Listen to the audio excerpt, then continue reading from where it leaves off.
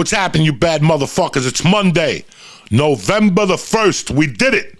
The joint is brought to you by one of my all-time fucking favorites, Liquid I.V. Listen, it's the time of the year. We're back in the motherfucking gym.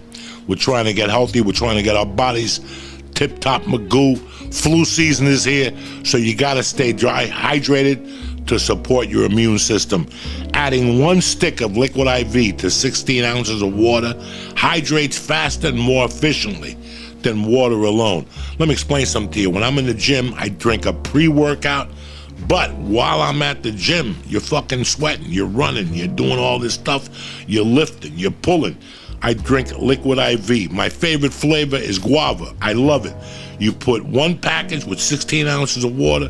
As you're working out, you get thirsty. That's what I drink. It's healthier than no sugary sports drink. No artificial flavors or preservatives, and less sugar than an apple.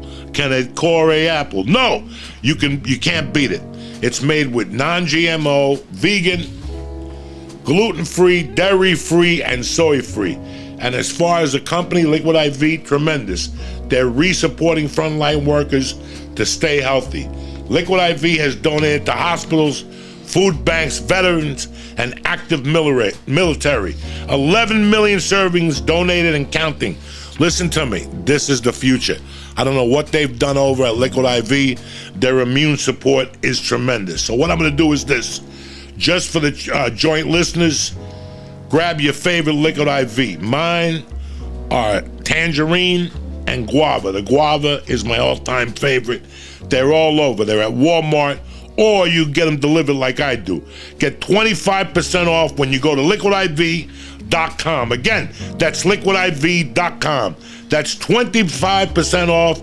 Use code Joey at checkout. That's 25% of anything you order.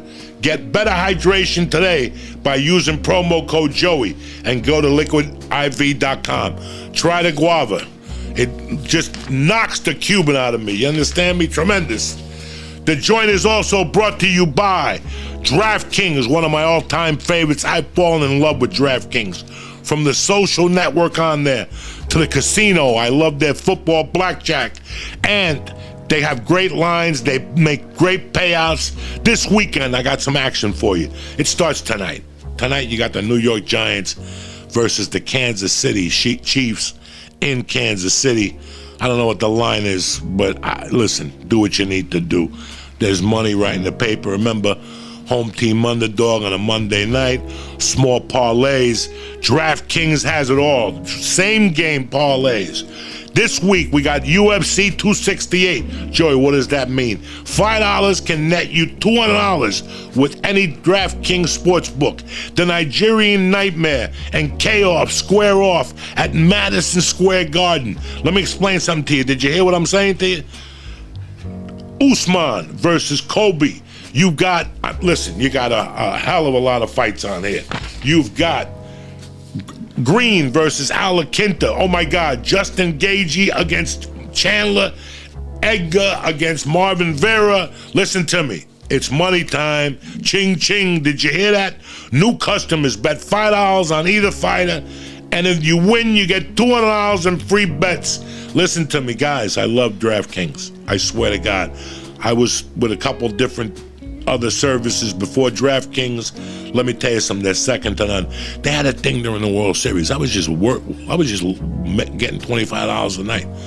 I think out of the games, I bet the first to score. You don't have to say if it was Houston or fucking Atlanta. Just first to score. If there's a score in the first inning, it's the World Series.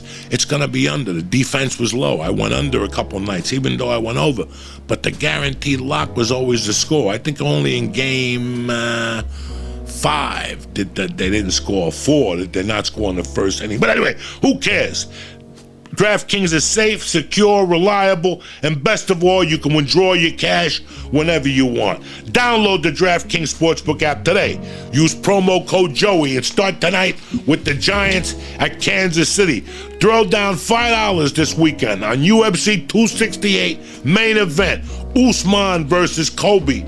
And if you win, $200 in free bets if your fighter wins. That's $5 to win $200. That's a fucking deal, all right? That's code Joey this Saturday at DraftKings. Don't forget, you got NBA basketball, you got hockey, you got college football, college basketball's on the way. You got to be 21 or older. New Jersey, Indiana, Pennsylvania, Connecticut, Tennessee, Denver. New customers only. Minimum $5 deposit and $1 wager required. One per customer. Don't try to be cute, cocksuckers. Restrictions apply. See DraftKings.com/sportsbook for details. Now, if you got a gambling problem, call 1-800-GAMBLER. But if you're straight and you're ready to go, it's the holiday season, cocksuckers. It's time to make some geeters. Download the DraftKings Sportsbook app or the Fantasy app, and let's make some motherfucking money. The joint is also brought to you by the best in the business, Zip Recruiter. They're fucking amazing. You could do anything with just one click of the button. You could use the little finger to call your girlfriend, order delivery, and even a therapy session. And now you could do even more with one click, like find the job that you love. Let me tell you something.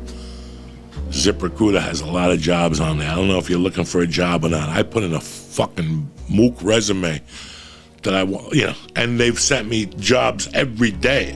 Just Amazon alone. When you create a free profile with ZipRecruiter, they send you jobs that match your skills and experience. You can apply to most jobs that ZipRecruiter sends you with just one click. No more filling out lengthy applications. It's that easy. That's why ZipRecruiter is the #1 rated job site in America by G2. I've been talking about ZipRecruiter for years. Now it's your time to act. If you're looking for a great job, ZipRecruiter's got your answer. Sign up for free today with ZipRecruiter.com/easy, capital EASY. That's easy because it's fucking easy, it's reliable, and it's great. I wish I could show you my phone. ZipRecruiter sends me emails every 10, look, I just got 2 more. New Jersey MJL, Police Athletic League Recruitment. Police Athletic League, I need this job right now. I think this is in Staten Island, working with kids and shit. I would love it. Staten Island, yep, the Police Athletic League is the largest, and I need a job. So that's why I'm telling you, go to ZipRecruiter.com/easy right now to sign up, absolutely free. Put ZipRecruiter to work for you. Let's get this party started. It's Monday, November 1st. We're starting the month and the week on one day. I love you.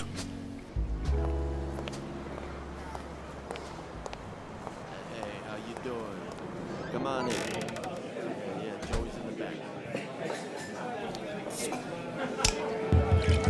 Check 1, 2. Welcome to Uncle Joey's Joint.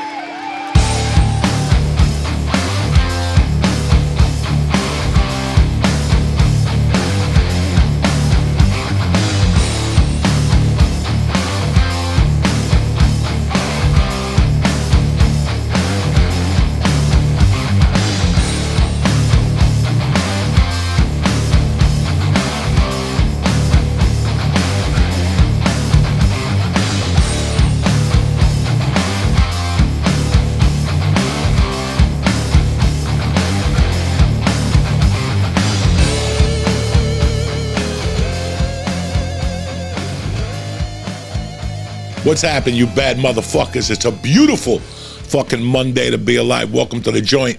It's November 1st. I am fucking fired the fuck up. It's official, getting ready for 2022 day. That's what you do, man. That's it. If you're not getting ready for January and February and what the fuck you're gonna do, you're slipping. But who gives a fuck? It was a great weekend. I hope you had a great Halloween. Let me tell you something. I was watching TV 2 nights ago, just minding my business. At the end of the day, you just put the fucking TV on. And I'm not talking about politics here. I don't want you guys to think I'm political, whatever. There's an election tomorrow. For some of you people who live in a fucking cave, whatever.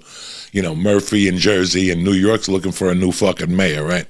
They're dying to get this de Blasio out. So they're down to 2 guys. They're down to this brother, Eric, whatever, an ex-cop. You could tell he's fucking a savage. And he's down to Curtis Silva, Curtis Silver, for a lot of people who don't know, is the president of the fucking Guardian Angels.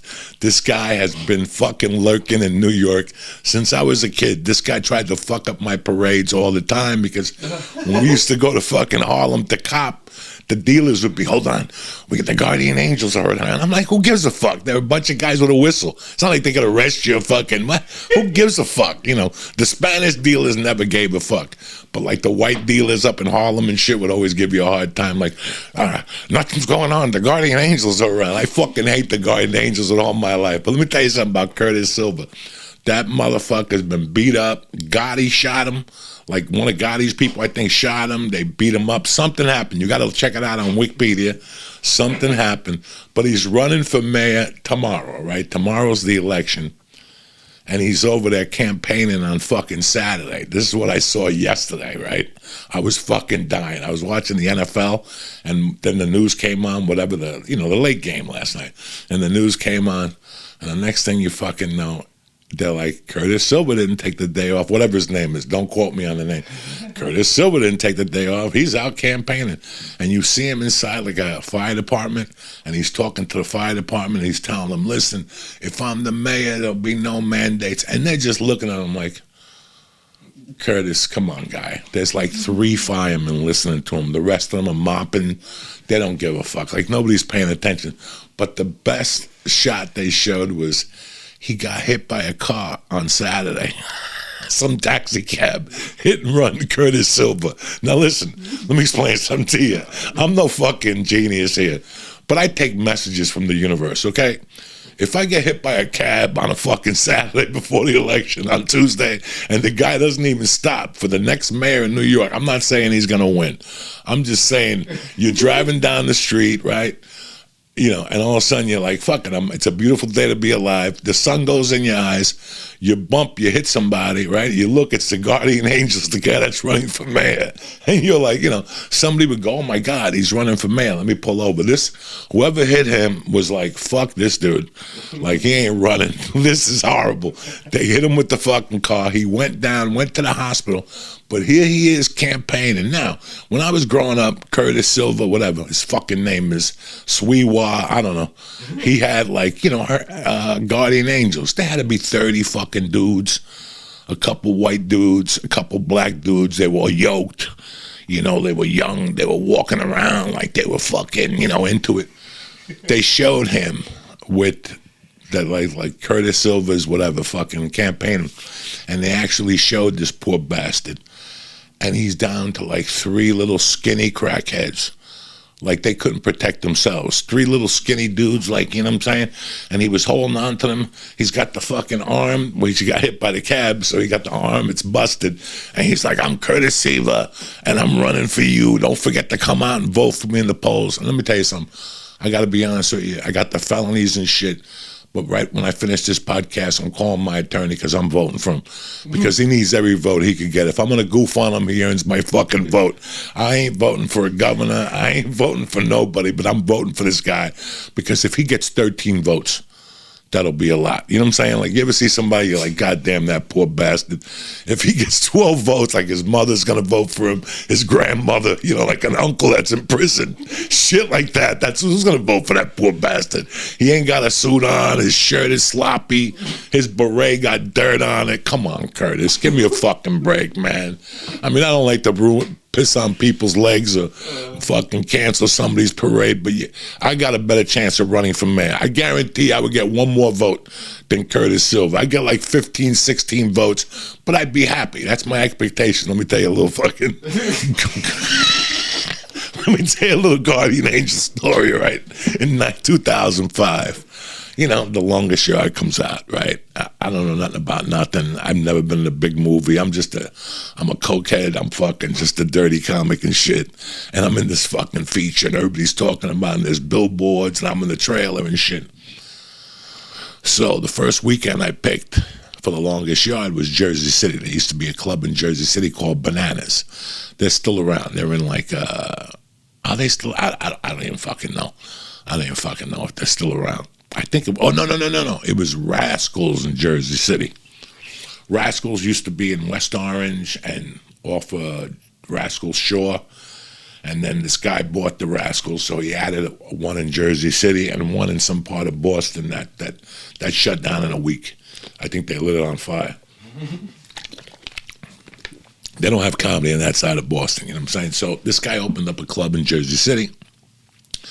I figured out of respect, the closest to North Bergen is fucking Jersey City, so I did the weekend. I did one show Friday, one show Saturday. Nobody came to see me, you know, just people that are going to vote for me in the mayoral election. I had like 30 people, 15 on fucking Friday and 15 on Saturday. No big deal. So I wanted to promote it. So my friend got me, I was never on their radar, you know, at all. I knew Jim Norton from opening for Andrew. So he got me a spot on Opie and Anthony. I was fucking thrilled. Like, Stern wouldn't take me. Nobody would take me, but Opie and Anthony will. So I go to Opie and Anthony. Now, the best thing about going to Opie and Anthony is when you walk out of there, there's a hot dog stand up the fucking corner. I love that shit. By the Avenue of the Americas, there's always a guy. Even when you go there fucking early, like you go there at 7 in the morning, there's a fucking hot dog guy up there. Like when you go in there at 8 or something like that, you'll hear people, Arab people talking. That means they're selling gyros and shit already. I swear to God, they're like on a fucking loudspeaker, like talking about gyros, Allah. So I went up there. I went in, and 2 doors down from fucking Opie and Anthony in that building. It's not Opie and Anthony. It's Sirius. 2 doors, 3 doors down, I saw Club Soda Kenny, you know, and he goes, there's a great fucking ham and egg place over there. So, you know what? At the time of the longest shot, I'm 400 fucking pounds. Why stop at a hot dog? Let me get 4 or 5 hot dogs, and I'll go over and get a fucking, you know, Taylor ham and egg on the cheese. You know what I'm saying? I mean, that was my fucking breakfast at that time. So I get out of Opie and Anthony, you know, and I walk to the fucking corner, and I grab my 2 chili dogs at fucking 8:30 in the morning, the fat fuck that I am, right? And I'm eating the 2 chili dogs, and I swear to God, guys, who comes up to me but a skinny little brother that's a guardian angel, right? I mean, you can't, now, I don't know if I'm on, at that time, Ralphie May was doing Carolines that weekend. If you look it up, May of 2005, Memorial Day weekend, Ralphie was doing Carolines. So Ralphie offered me, he got an extra hotel room. He goes, I got an extra hotel room so you could stay with me in the city. I was like, fuck it. So I went into the city to stay with Ralphie, and then that morning I got up and I went to do Opie and Anthony. No big deal. I go get my fucking 2 hot dogs, and who jumps on me but a skinny fucking African-American dude. Nice brother, you know. He wasn't all there. A guardian angel. He's like, what's happening, man? He goes, where you going? You in that movie and shit. And I'm like, yeah, thank you. I saw the movie. It's a fucking hit. You're a killer. I saw you 8 years ago, and I always had your back and all. And I'm looking at this guy like, I wasn't even around 8 years ago. I don't know what the fuck you're talking about. 8 years ago is 1997. I was just doing fucking, feature sets up in Seattle or some shit. And he's like telling me, I saw you in Jersey. You fucking hit it out of the park. And then he was talking about Rogan, so I'm like, oh, this guy got some credibility. He has probably seen me. And he's talking to me. He's like, you by yourself? And I'm like, yeah, I'm just walking over to get an egg sandwich. He goes, you gonna eat 2 hot dogs and an egg sandwich? Chubby, you could eat and all this shit. And we're just going back and forth. And he goes, at the end of the thing, goes, man, you by yourself. You need security. I go, what? And he goes, you need security, man. You're a movie star. I'm like, oh, Jesus Christ. I'm no fucking movie star. I thought about that Kevin Hart bit where he talks about security, you know, like he needed security. He don't need rock security. He needs security for people who like fucking spit on glass and go, when he's eating at a restaurant and all that shit. That's me. I don't need no fucking, nobody even fucking talks to me. He goes, you need security, man. These are my motherfucking digits. I'm an expert in kung fu, gung fu, fucking dog. This guy had a list that did not fucking stop. He hit me with 20 different karate styles that he knew and shit like that. And then to top it off, he fucking started doing moves on the street, guys. You don't know what embarrassing is when there's a skinny guy doing Bruce Lee moves on the fucking street in front of you, and people are looking at you, and you're like, oh, this is not happening. So I go, listen, I gotta go, dog. Things are happening. He goes, let me walk you to Port Authority. I'm like, listen, I'm cool. I'm gonna take a cab. I was flat fucking broke. Like, I had maybe $20. I was going to take a bus over, but I didn't give a fuck. I had to get away from this guy because he was just embarrassing me doing sidekicks. He started stretching to show me how fucking whatever he was. And I said, hey, listen, I got to run. I got to go do this and this. Let me come with you. No, listen, you can't. I'll work security for free. Let me do you a day for free. And if you like me, you pay me. If not, I'm like, listen, it was like those disco mixtapes. You know, these brothers that come up to you and they give you a mixtape. Here you go, man. You're like, what's this? It's my mixtape. You want to donate some money? Not really. I wasn't looking to donate dick today. I'm not looking for any fucking rap albums. Last rap album I bought was Biggie, Ready to Die. And last time I checked, you ain't fucking Biggie. You know what I'm saying? So get the fuck. I mean, they even do that shit to you and they come up to you and put the CD in your hand. So this guy kept fucking going, kept going. I'm like, you know what? I gotta go, guy. So he gave me his number. He's like, take my digits and shit. You know what I'm saying? I'm like, oh. And he saw that I had a cell phone. I'm like, God damn it. Because at that time I had a pager. I was very happy with my pager. When I had a pager, nobody would ask me for my fucking number. They'd see the pager and go, we don't want your number. You're low rent. That's how I want it. I don't want to give out my number. But he saw I had a cell phone. And he goes, let me get your number. So I gave him my fucking number. That was a mistake, guy. Every day he called me. So I flipped it on him. I did a Joey Diaz. I started torturing the motherfucker. Hey, man, what are you doing? Do you have a bazooka? And he would go, no. Why? You need one. I'm doing a show up in Brooklyn, and the mafia's coming, and I just would blow smoke up his ass. And I would give him a fucking date. And he'd fucking call me 2 days later and go, what the fuck happened to you? I waited. I was at the Gramercy Hotel. I was waiting there with 3 motherfucking killers to do security for you. And I'm like, oh, I'm sorry. The plane got delayed. So I did that to him like 6 times before he caught on. And he disappeared from my life. And life went on. But that's my guardian angel stories. This guy tortured me for at least a fucking year. And I finally went, you know what? I got to get rid of this guy out of my life. He would call me at 2 in the morning, 4 in the morning, 6 in the morning. So I started just calling him and going, hey, you know Cleveland? Yeah, there's a club called fucking the Matador. There's no club called the Matador. And he would fucking go, all right, I'm going to get my partners and go there. And then he would call me back. I looked in the yellow pages. There ain't no Matador. I'm like, no, I said Metaphor, you know, and he would fucking call me back. Metaphor, I can't find Club Metaphor. This went on until he finally I told him to go to Pennsylvania, to Wilkes-Barre. I swear to God, I go, meet me at Wilkes-Barre, Pennsylvania, Friday night. We're doing the fucking theater there. There's no fucking theater there. I just made up a name. Linda Rowe, a booker, a great lady, used to book a room up there like a barn, and I had the itinerary. And when he called me, I was looking to what give him. I just go, just fucking meet me at this barn. That was where I sent him the last time. He called me. I'm like, I'm here. I'm surrounded by white motherfuckers and shit up here in Pennsylvania. There's Amish. I said, I don't know what to tell you. And he never called me the fuck back. And that was the end of my experience with the guardian fucking angel. So I don't know if you're going to vote Monday. I don't even know why I went into this fucking story. It's Monday morning. We got to talk about what the fuck is cracking in the news. The other thing I saw this weekend, which was very fucking impressive. This is the shit I like, guys. I don't know about you guys. You know, I really don't care about the UFOs in New Jersey. I mean, I got to be honest with you guys. I'm to a point in my life, and it's not a point in my life. If I say that to you, I'm wrong. This is the way I've always been. I've always been a fan of Rocky stories. In any situation at all, I've always been a sucker for that shit. You know, when I was a kid, I was watching TV one day. I was watching college football. I didn't even know what the fuck, college basketball. I didn't even know what I was watching. And I saw a fucking kid, and he was from Jersey City. He was a freshman. He was starting, and he inspired me. You know what I'm saying? When I was a freshman in high school, I went to see a kid play basketball, and he fucking scored 68 points, and he broke, my man's record out of Union City, St. Michael's, the announcer of the Celtics.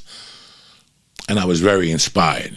You know, like that, I get inspired from rag to riches story. You know, a lot of people get inspired by fucking, Marvel, or, they stand online for Spider-Man and all. Yeah, I've never really, that's my main thing. I like reading books that, like Lee Iacocca's book, the crazy guy from Texas's book, the guy that ran for president. I became a fan of his. I like reading stories of struggle. I love struggle. I see a beauty in struggle. I really do. I rather, I see the beauty in Miss Pat's story. I see the beauty in my story, Sometimes when I feel down about myself or something's got going on or I can't make a decision about something, I'm not the number one, I'm not the best, what's that shit, like, I don't think the best of myself, and a lot of people have noticed it over the years. I break my balls. I don't think the best of myself, and whenever I do get into those funks, I think about success stories, people who have applied themselves, people who have said, you know what, this is what I'm going to do, come hell or high water, and guess what?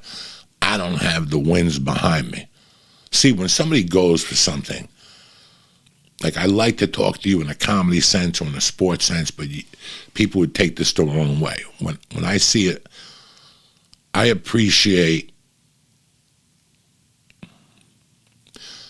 Gabriel Iglesias' story more than, let's say, I don't know. I don't know.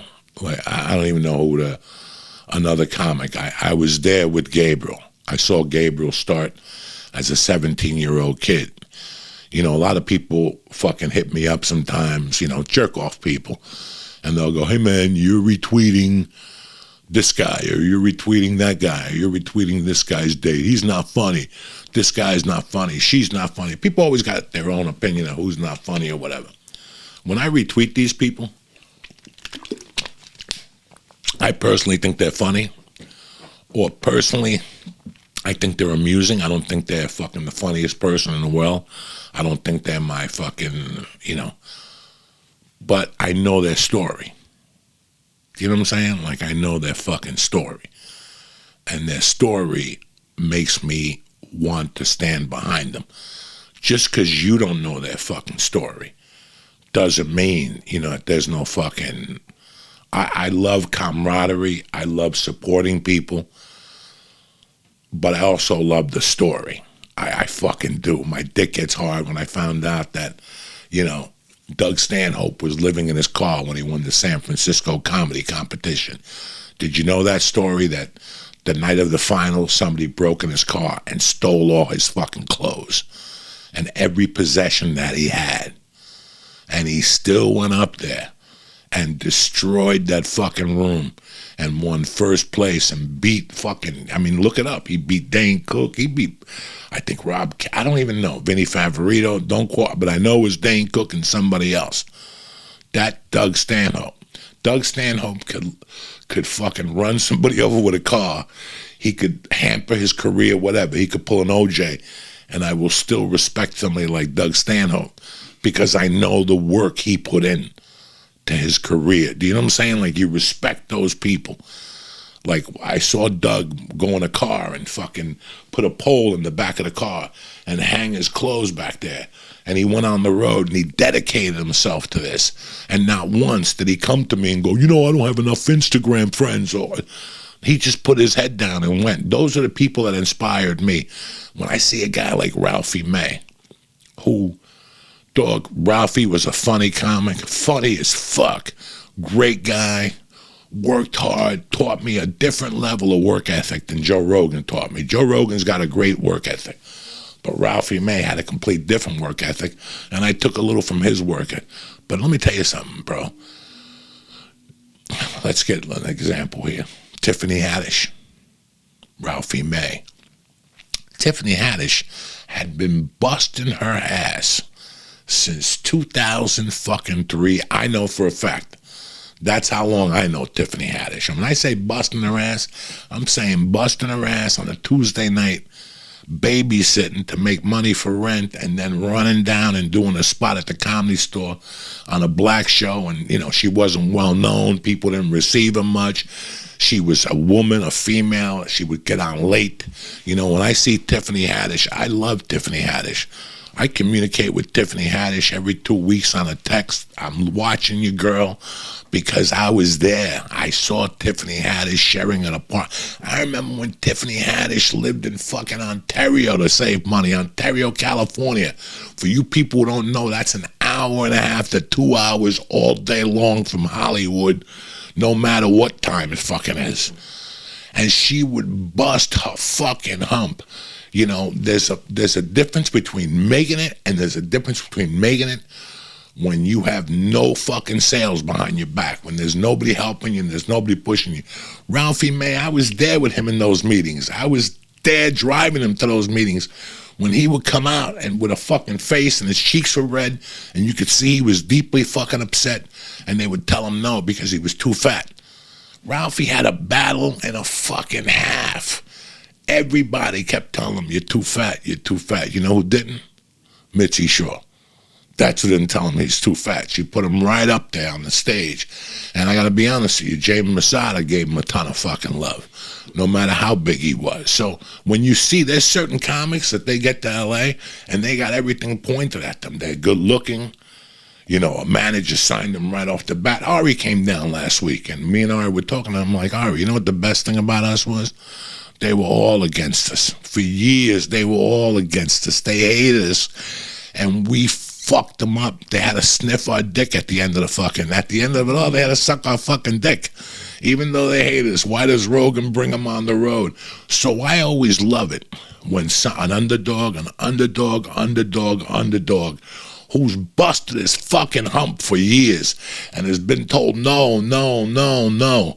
I love it when they fucking come through. You have no idea. And even if they don't stay with that fucking tower, that position, it doesn't matter. They reach the goal they were intending to reach, and it's over. You guys are talking to me like, Joey, what the fuck are you talking about? What are you getting at? What's this fucking ear beating you're giving us? Why are you putting us through this torture? Listen to me. I was watching. I didn't know what time the UFC game came on, a fight the other day. I didn't have time to bet it. I wasn't going to bet it or nothing like that. I had taken my daughter to kickboxing. I had to take her to this Halloween thing. I had to run some errands, and I come home, and a friend of mine calls me and he invites me to some things Saturday night, and he goes, I don't know, I invited you because the UFC's in the daytime. I didn't think you could do it in the nighttime. I go, what do you mean the UFC's in the daytime? He goes, yeah, they're fighting in Abu Dhabi, so the fucking card starts at like 10 in the morning. I go, what the fuck? It was about lunchtime. I didn't know it. Guys, this is how out of the loop I am. So I fucking run to the TV. I'm searching for this fucking ESPN. It was a free fight. Herbie told me, it's a free fight. It's a free fight. It's a free fight. Hurry up. Go watch it. Great fucking card. I wanted to watch those Khabib lookalike cousins. Khabib must have had 3 fucking cousins on there yesterday. Shemaine, Kalinkinov, the other guy with the beard. They threw beatings on fucking everybody. I don't know. I forget the country. I'm not trying to be insulting here. It's like a little part of Russia underneath Russia. Afghanistan, wherever he's from, Abdullah. I don't know. But I tell you, those little fucking guys that Khabib is sending over are about to unleash ass whippings on this fucking UFC. That Kamel kid, and listen, I'm not good with the names. The one who big Jinjing, that was fucking tremendous. So I was busy doing a couple things. I really wanted to watch the Dan Hooker fight.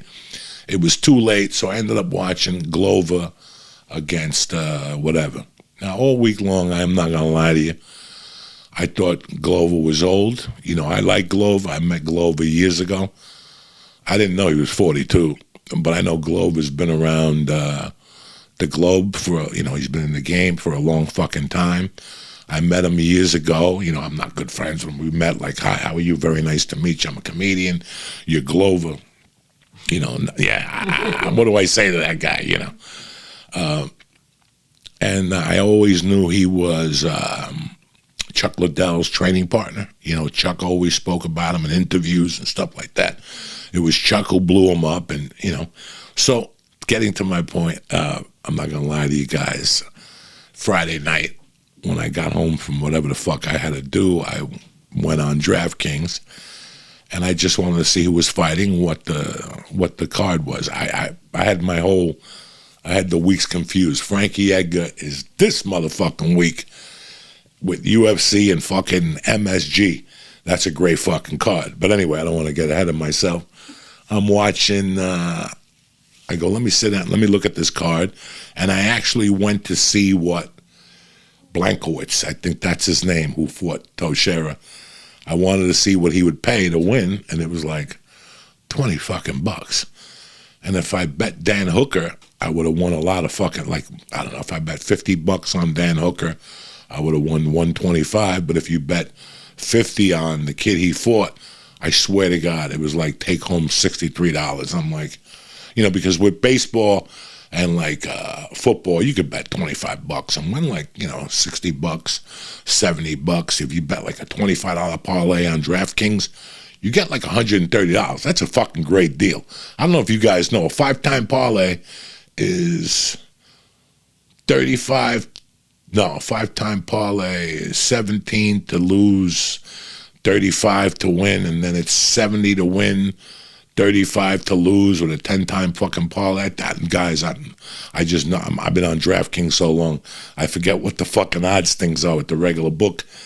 But like if you bet a $25 parlay on DraftKings, you'll get like 93 fucking dollars.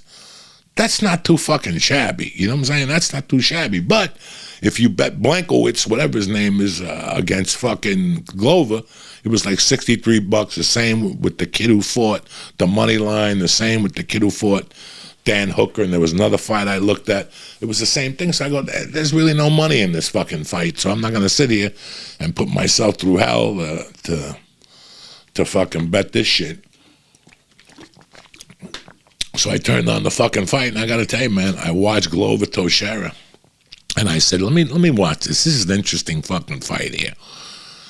And I felt kind of shitty for even, you know, like pushing on Blankowitz, whatever his fucking name is, to win. I just wanted to see, you know, I don't know if he was an underdog.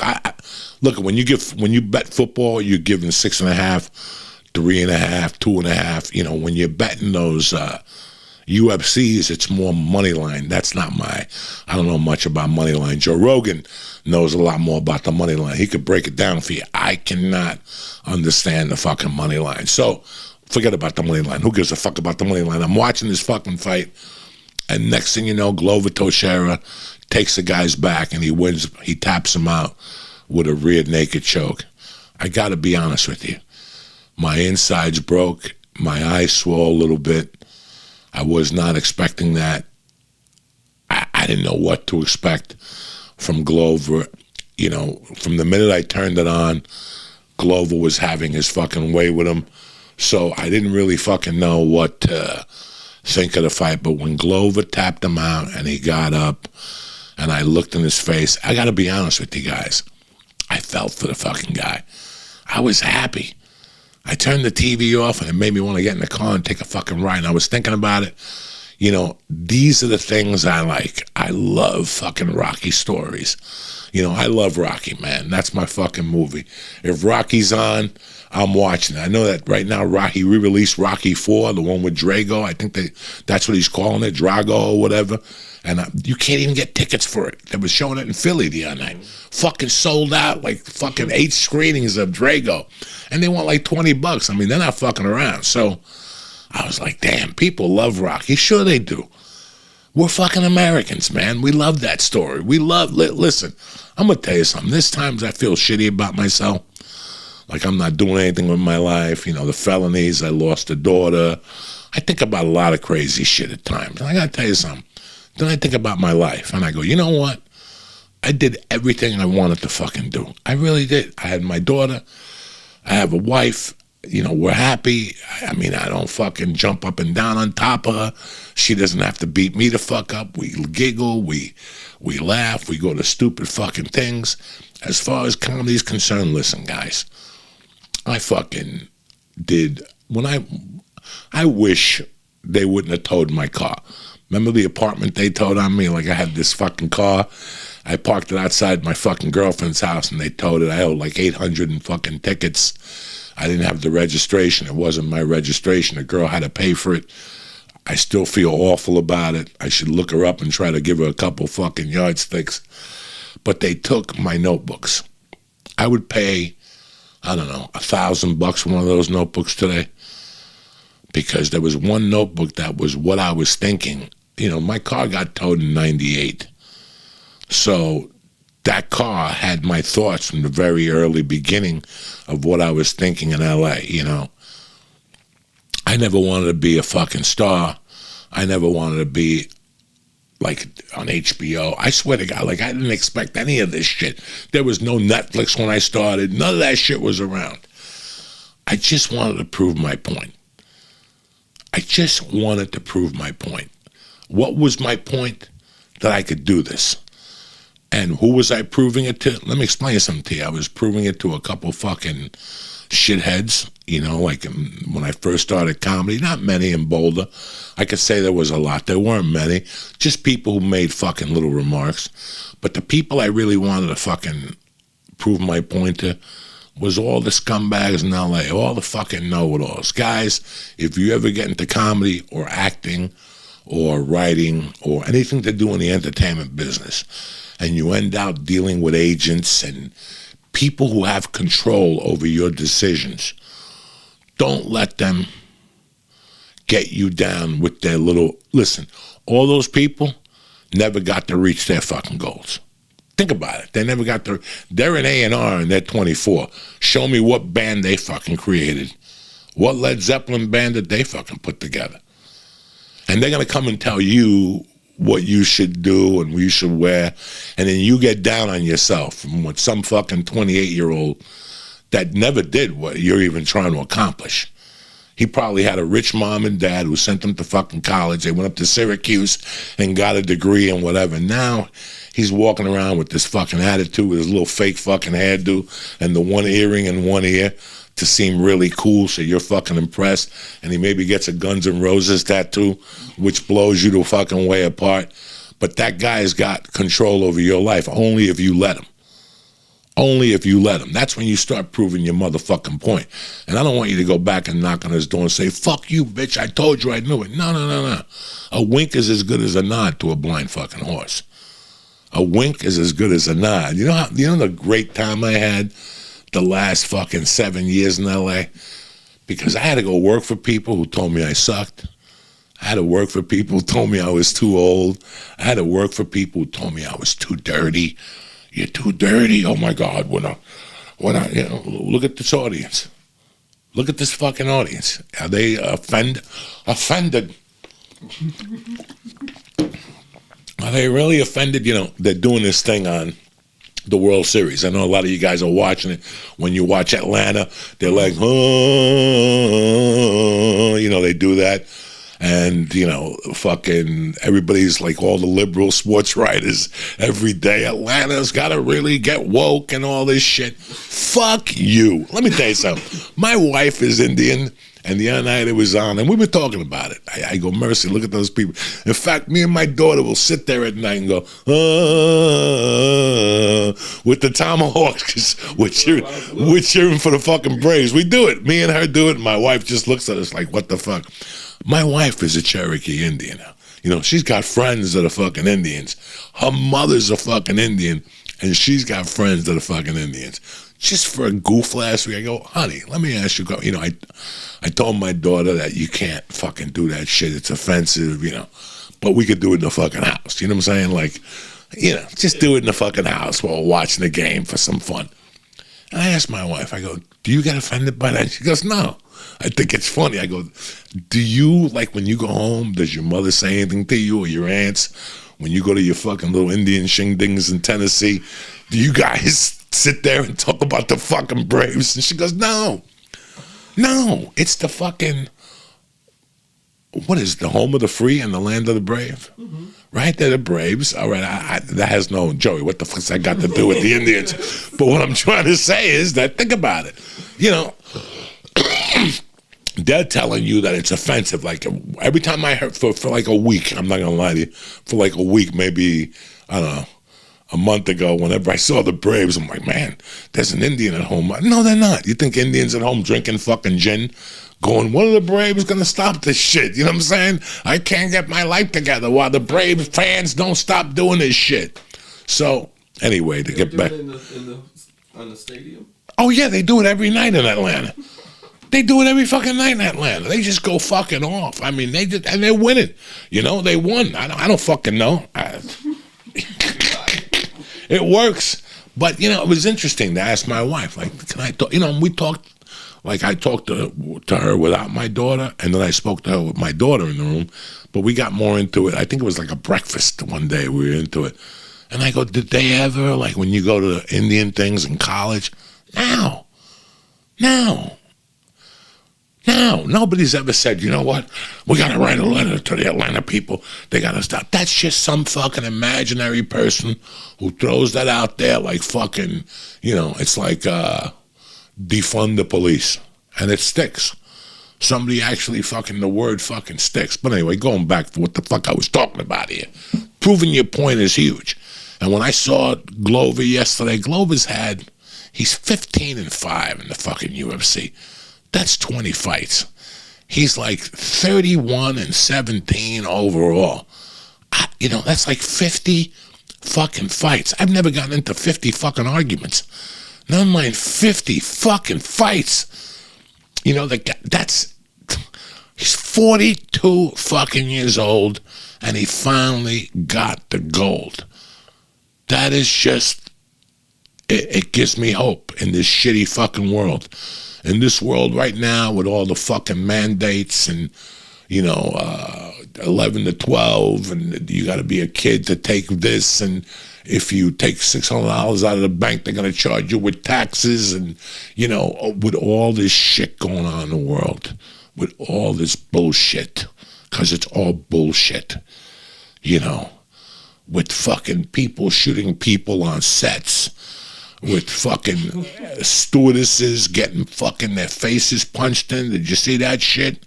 You know, with all the stupid shit that's going on in the world right now, to see someone being able to prove their fucking point just makes my fucking dick hard. I swear to God, I was so happy last night. I went over to the Pickled Herring, my favorite Jewish deli, and I got a fucking sprinkled cookie. I swear to God, I didn't give a fuck about Weight Watchers. I didn't give a fuck about my points. I didn't give a fuck about anybody. I did go to the Pickled Herring. The Pickled Herring is a fucking Jewish deli in fucking Marlboro, New Jersey. It replaced another Jewish deli that was there. Let me tell you something. I was there Friday night for dinner with Jimmy Florentine. I'm in that fucking joint. That's the first time I sat down for dinner. My wife and my daughter went to a softball all-star fucking thing, but before that I had some time and I had to do something we went to the kids parade. That's what it was. Me and Jimmy went over to the fucking kids parade for Halloween. Tremendous. We saw I think there was nobody there. I don't think anybody works in this fucking area. They were all there to see their fucking kids. When I got there, guys, I thought there was going to be like maybe 10 parents. Everybody fucking works. No shit. There was not even parking spots. So we didn't have the softball dinner till 7. So me and Jimmy ran over to the Pickled Herring. Oh my God. I got myself a nice pastrami with a coleslaw. He went in with a fucking turkey and roast beef with French dressing on rye. It was like 8 inches fucking big. Jesus Christ. I love that fucking place. I love Jewish delis in this area. There's the Jewish bagel place. I don't know what they are. They're the pale Jews. They don't fuck around. They don't even serve meat in that motherfucker. You're not getting a slice of cheese in there or nothing. It's either white meat or fucking tuna or egg salad. Plain and simple. They're on the fucking 9. But in Marlboro, if you're ever in the Marlboro area, stop at the Pickled motherfucking Herring. Get an egg salad. I taken Rich Voss there. His fucking yarmulke was spinning for an hour, Jack. Let me tell you something. I'm bringing Lee. When Lee comes down to visit me, you don't think I'm taking him to the Pickled Herring? You're out of your fucking mind. I take fucking everybody there. They got a square knish, they got a circle knish, and they got a square knish. Are you fucking kidding me or what? They got fucking egg salad on a Kaiser roll with seeds. They got fucking pastrami that's second to none. They got a great corned beef. And let me tell you something, what I love, what my favorite thing about that place is, they got every flavor-wise potato chip ever fucking invented. Sour cream and onion, onion and garlic by itself. I saw something in there the other day I never even fucking seen. They got these little fucking cookies. They got the Chinese cookie with the black dot in the middle. You know what I'm talking about.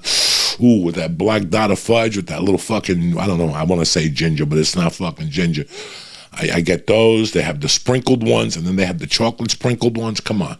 Jewish people, rise up, motherfucker.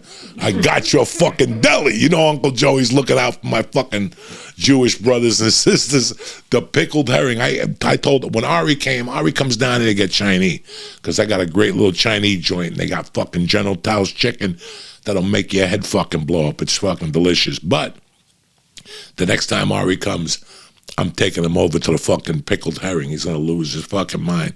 But I'm in there 2-3 days a fucking week. There's a waitress there that confuses me. She's beautiful.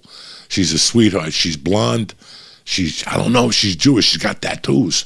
And every time I go in there, I'm like, man, I don't know. Jewish people must be looking at her like, what the fuck? You know, you're not going to be able to get buried in a Jewish fucking cemetery. But every time I see her, she's great. She tells me her son listens to the podcast, so I want to give him a fucking shout out. I don't know what your name is, kid, but I love you. You got a cool mom over at the deli.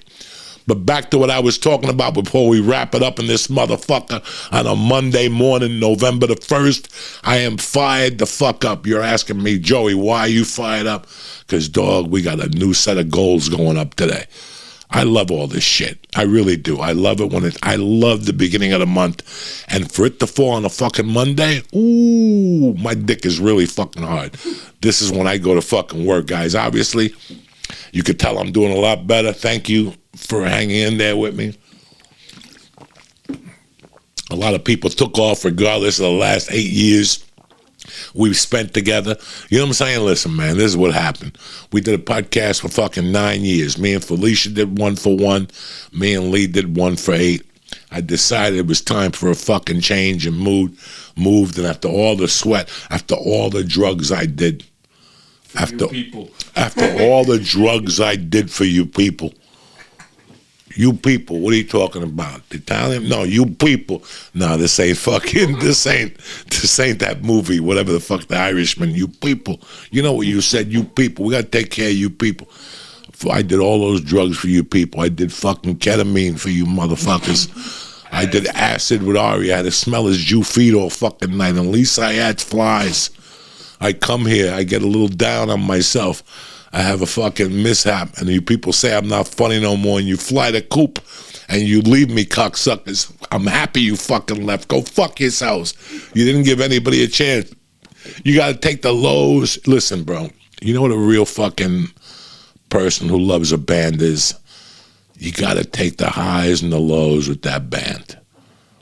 You know, it's not like I sat here and was trying to be something I couldn't be or didn't want to be.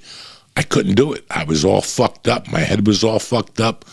I had PTSD. I was withdrawn. I had fucking 20 things going on, plus the shock of moving. You know what I'm saying? I couldn't even fucking talk, guys. I couldn't even improvise. It was horrible. I lost my timing. I lost it all. But you know what? I could have just quit and went under a fucking couch and said, fuck it. I said, nah, I'm going to keep fucking pushing. I did what I had to do, and we're fucking here. You know what I'm saying? Again, I had a point to fucking prove. I had something to fucking prove. I had to prove it to myself that I could still do this dumb shit and come on here and giggle with you motherfuckers once a week without smoking pot or eating 20 million fucking edibles. Can you guys believe that I'm down to 7 joints a week? I used to smoke 7 joints in 3 fucking hours. I'm down to 7 joints a fucking week. It just blows me my fucking, it just blows me the fuck away.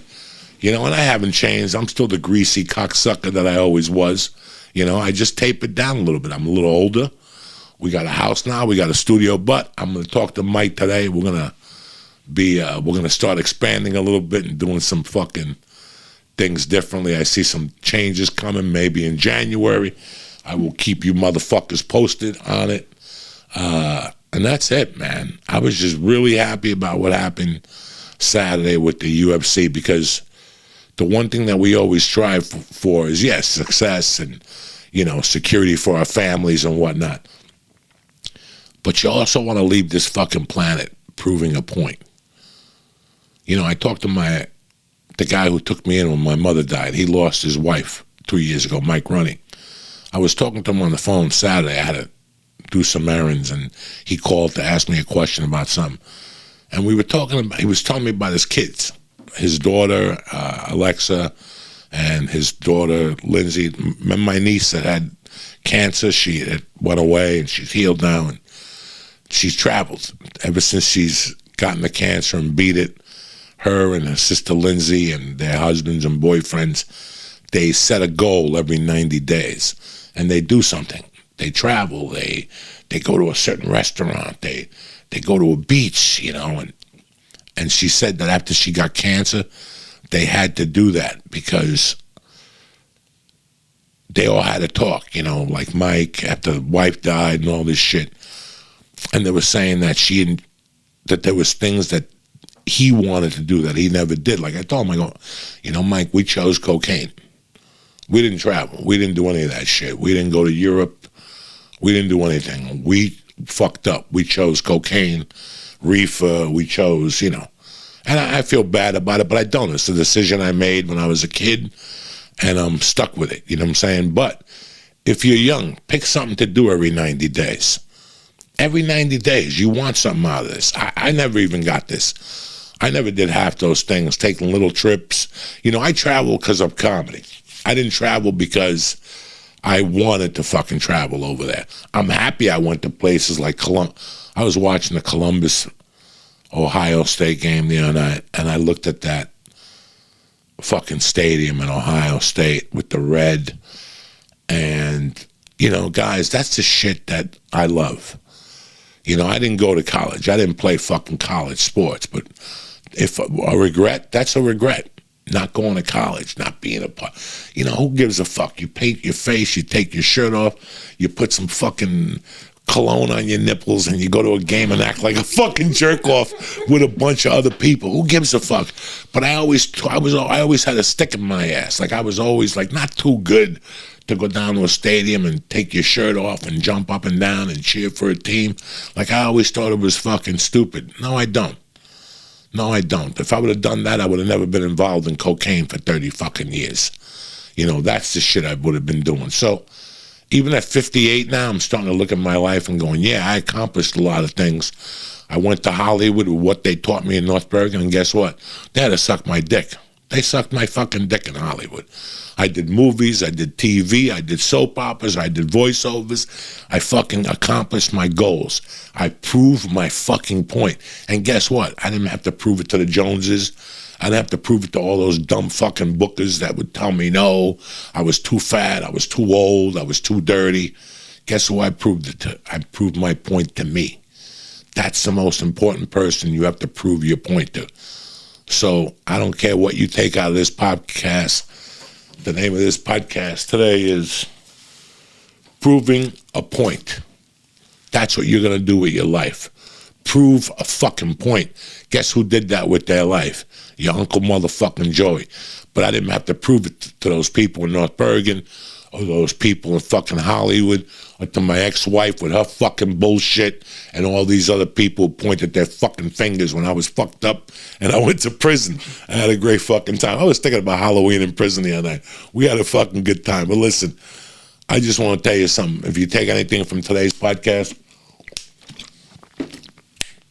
it's about proving your motherfucking point.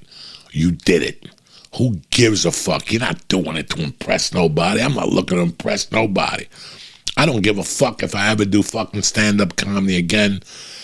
I don't give a fuck if I ever do another movie again. I don't give a fuck if I do a TV show again. I did it. I toppled it off with a guy in a movie that I wanted to work for years. I hit it to 30 fucking years. I did other movies that I never dreamed of doing these things. You think when I started comedy, I'm like, one day I'm going to be in a fucking theater, I'm going to show them? No, I just kept working, and I just kept fucking going, you know what, let's try this goal. Let's see if we could sell out one night at a club. You guys remember, this all started with the Brea Improv, doing one night a month.